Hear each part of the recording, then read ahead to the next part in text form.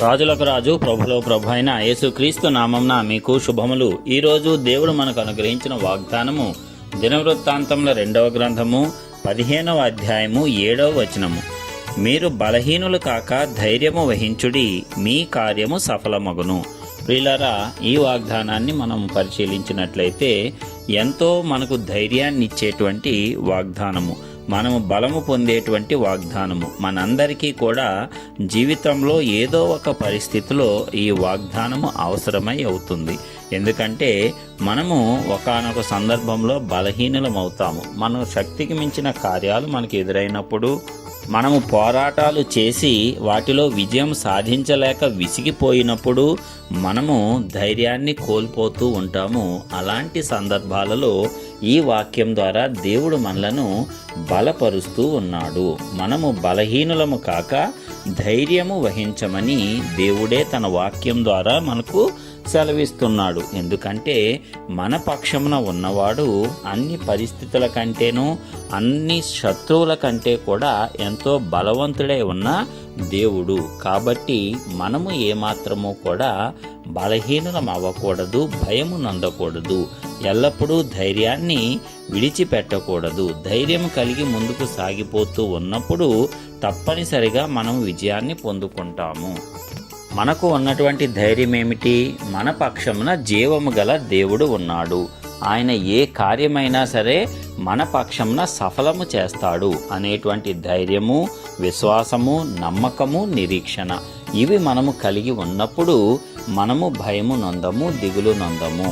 ఎలాంటి బలహీన పరిస్థితుల్లో ఉన్నా సరే తిరిగి బలము తెచ్చుకోవాలంటే దేవుని యొక్క మహాకృపను, ఆయన యొక్క ప్రేమను, మన పట్ల ఆయనకు గల వాత్సల్యతను మనము జ్ఞాపకము చేసుకోవాలి. అప్పుడు మనము బలము నొందుతాము. మన ఎదుట ఉన్నటువంటి శత్రువు ఎంత బలవంతుడైనా సరే మనము లక్ష్య పెట్టకుండా మనకు బలాన్ని ఇచ్చేటువంటి దేవునిపైనే మనము లక్ష్యం ఉంచుతాము.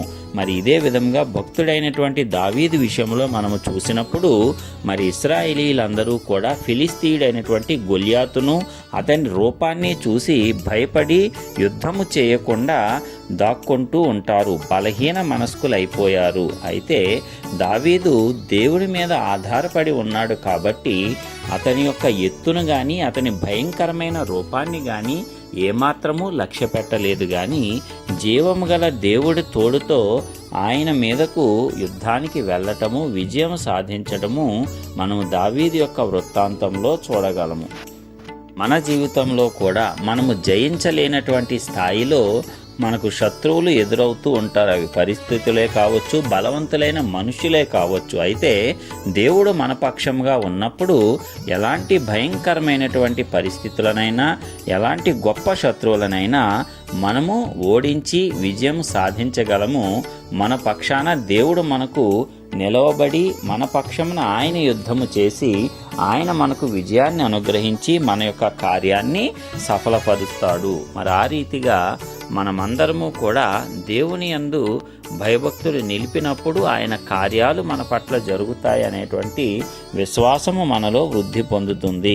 దాని ద్వారా మనము ధైర్యం తెచ్చుకుంటాము. మన బలహీనతలను లక్ష్య పెట్టకుండా మన బలహీనతలలో బలాన్ని ఇచ్చేటువంటి దేవుని యందు మనము లక్ష్యం ఉంచుతాము. అప్పుడు మనకు ఎదురయ్యే పరిస్థితులు అవేవి కూడా మనల్ని భయపెట్టేవిగా ఏమాత్రము ఉండవు. కానీ అవన్నీ కూడా మనకు లోబడేటట్లు దేవుడు చేస్తాడు. ఆ రీతిగా ఆయన మన కార్యములన్నీ సఫలం చేస్తాడు. మనకు అసాధ్యమైన కార్యం ఏమైనా ఉన్నదా? కానీ మన దేవునికి అసాధ్యమైన కార్యం ఏదీ లేదు. కొన్ని కార్యాలు మనకు అసాధ్యములేమో, అలాంటి వాటన్నిటినీ కూడా దేవునికి హస్తాలకు అప్పగించుకున్నట్లయితే ఆయన మన పక్షంన ఆ కార్యమును సఫలము చేసి మనకు ఆ యొక్క విజయాన్ని అనుగ్రహిస్తాడు. కాబట్టి ప్రియులారా, ఏమాత్రము కూడా మనము భయము నొందని అవసరం లేదు. బలహీనులమని మనల్ని మనం తగ్గించుకోవాల్సిన అవసరం లేదు. బలహీనతలో కూడా మనలను బలపరిచేటువంటి వాడిని మనము కలిగి ఉన్నాము. కాబట్టి ధైర్యంతో ఆయనను మనము దేవునిగా అంగీకరించాము కాబట్టి ఆయన మన పక్షాన కార్యము చేస్తాడని విశ్వాసంతో ముందుకు వెళ్ళి ప్రతి కార్యంలోనూ సఫలీకృతులమై ఆ దేవుని కృపను పొందుకొని ఆశీర్వాదకరమైన జీవితాన్ని జీవించటానికి పరిశుద్ధాత్మ దేవుడు కృపనివ్వాలని యేసయ్య నామమున ప్రార్థించుచున్నాను. ఆమేన్.